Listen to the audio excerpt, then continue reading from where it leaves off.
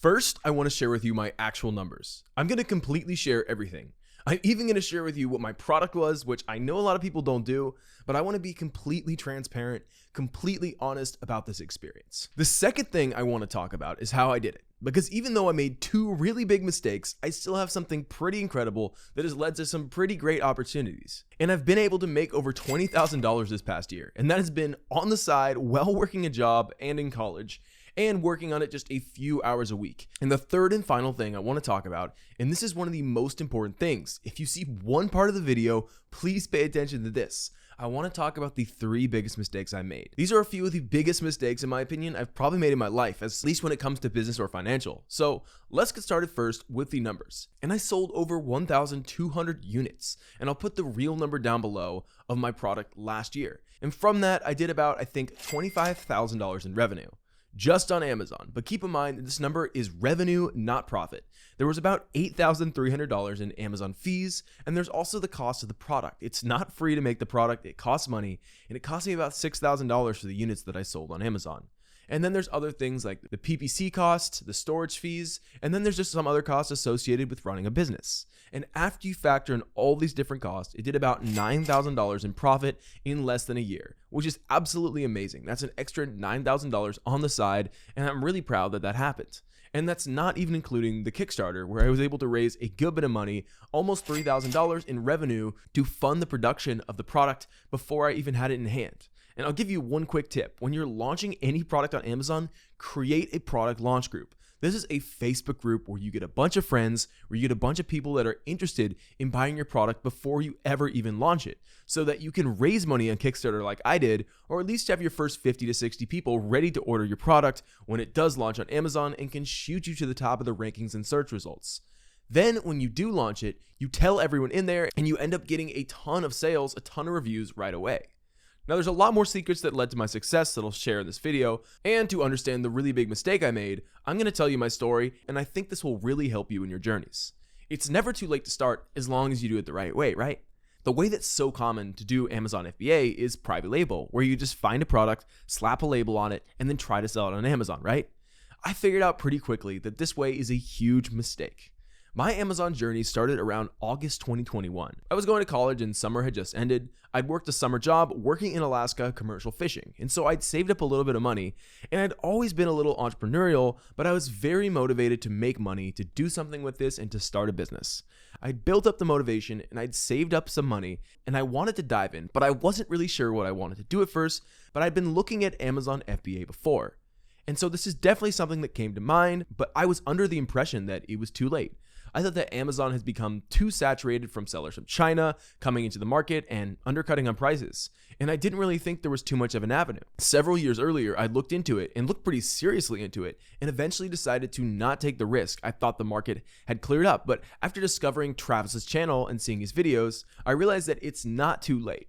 The way of just taking any old product from Alibaba and slapping your label on it and trying to sell it, yes, that was so saturated. But if I approached it the right way of creating a brand new product that didn't exist yet, there was a real market ready for me.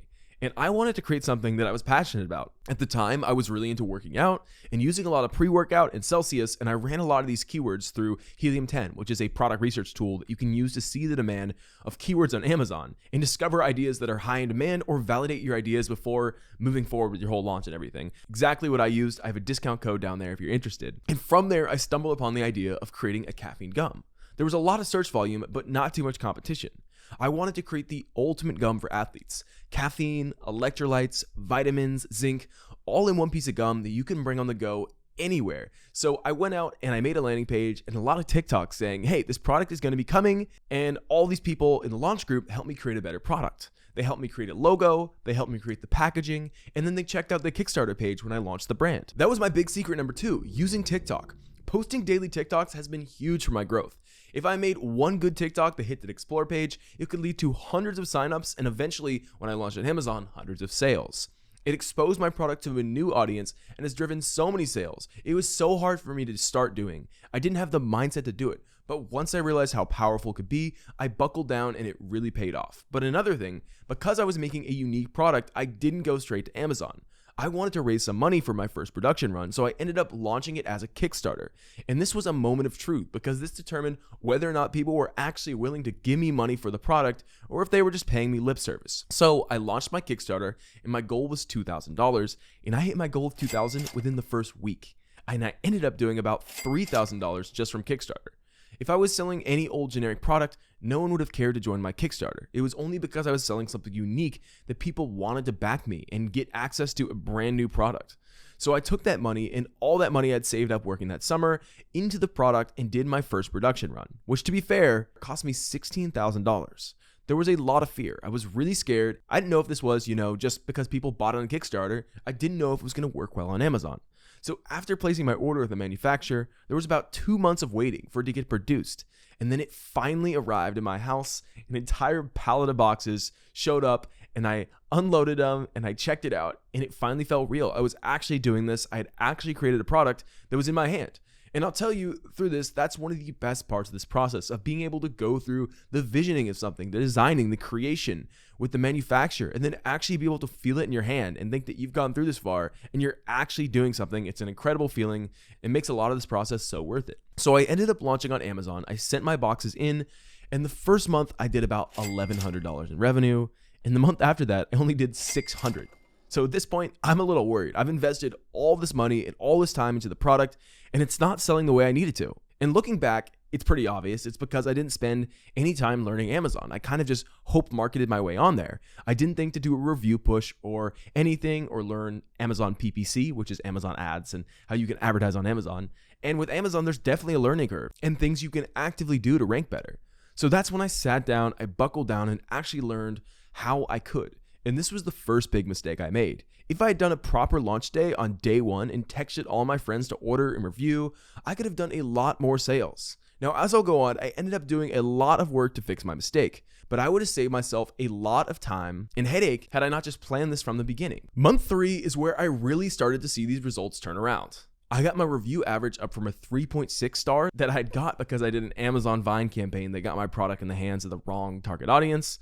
And then I learned Amazon PPC and I improved my listing. In month 3, I did $1,149.54 in sales and about $419 in profit. Now keep in mind, I'm still in college at the time, so working on this completely on the side, I wasn't where I wanted to be, but $400 extra in profit a month is nothing to turn down, so I knew I was getting on the right track. Like, I still didn't know if this was going to work. I didn't know if everybody I admired was kind of lying to me on how easy this was, and it wasn't easy to get to this point. But once I started following this specific formula of creating a unique idea, validating it, and selling it on Amazon, and key point, actually learning how to sell on Amazon, the results started to come. Now this leads us into the 3 big mistakes that I made last year. Now please pay attention to these mistakes. These really 3 mistakes caused a lot of pain, and these mistakes made me feel like a bit of a failure despite hitting the goal that I set out to do. So the first mistake obviously was not managing the listing properly when I launched, but the second mistake I made was not properly projecting my inventory. I had no idea how much of my product I was going to sell. I had no idea if I was going to sell, 100 in a month or 1,500 in a month. And when I was looking for a manufacturer, there were only so many to work with because it's such a unique product. And these manufacturers would set their MOQs very high.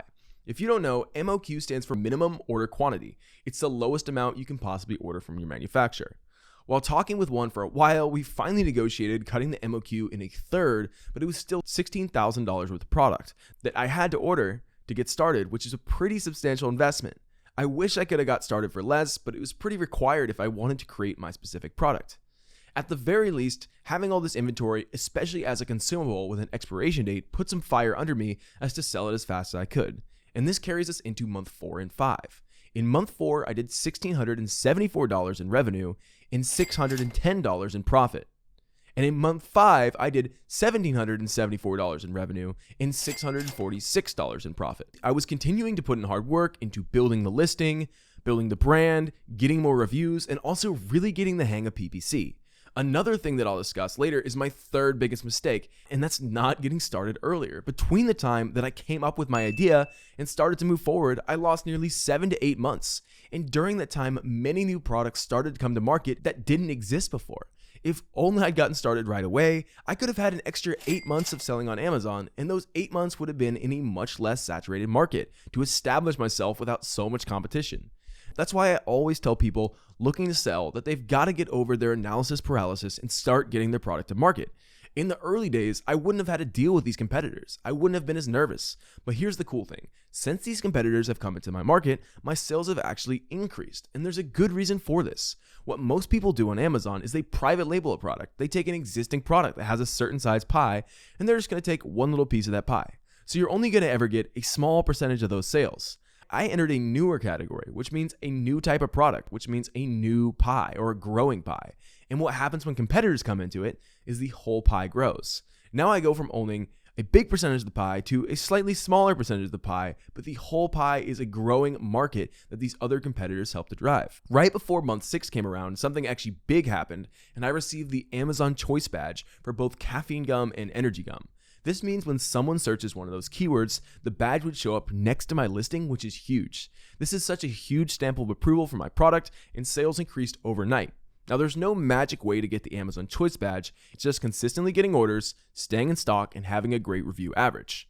Now, I'm going to log into my Amazon now and go over my final numbers. In month 6, I made $4,448 and $1,621 in profit, and in month 7, I made $4,323 and $1,575 in profit. And for the year as a whole, I've made just around $25,000. So here's my last piece of advice.